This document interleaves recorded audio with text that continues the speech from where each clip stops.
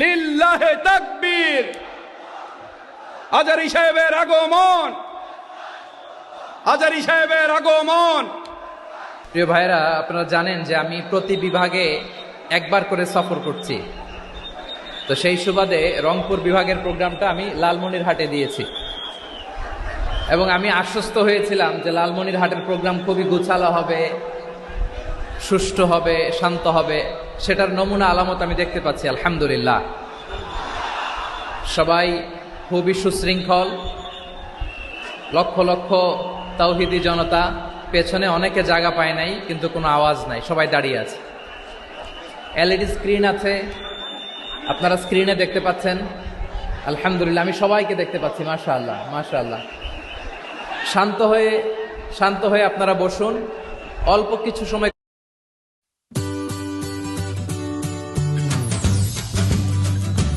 Food Panda, food and groceries. কথা বলার সুযোগ আমি পাবো।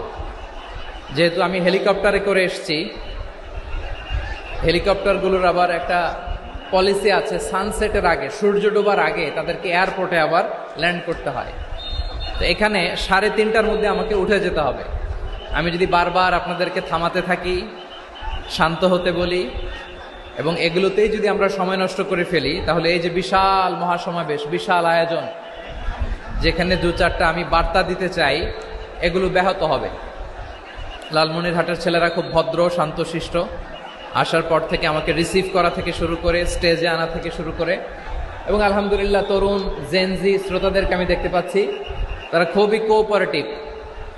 সহযোগিতা করার, কোঅপারেট করার, অ্যাসিস্ট করার মানসিকতা আমার ভাইদের আছে আলহামদুলিল্লাহ আলহামদুলিল্লাহ। আমি চাইব আমরা একটু নীরব নিস্তব্ধ পরিবেশ তৈরি করার একটু চেষ্টা করব। প্রচণ্ড রোদ, আপনাদের যেমন কষ্ট হচ্ছে আমারও কষ্ট হচ্ছে। ওনারা বলেছিল স্টেজকে সরাবে, উপরে পর্দা দিবে। আমি বললাম দরকার নাই, যেই পরিস্থিতিতে আছি আমরা বসি, শান্ত হইতে হবে।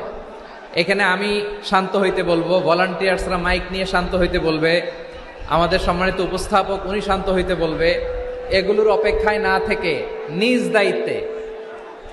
দায়িত্বে আমরা সবাই শান্ত থাকি, যাতে লালমনিরহাটের এই প্রোগ্রাম একটা ইতিহাস হয়ে থাকে বাংলাদেশে। ঠিক কিনা বলেন? যখন আমি সময় দিব, শাউট করতে বলবো, নয়েজ করতে বলবো, তখন নয়েজ করতে হবে আওয়াজ করে। আর যখন কথা বলবো তখন একেবারে চুপ থাকতে হবে, একেবারে চুপ। মাশাআল্লাহ, হ্যাঁ ঠিক আছে, একেবারে চুপচাপ থাকতে হবে।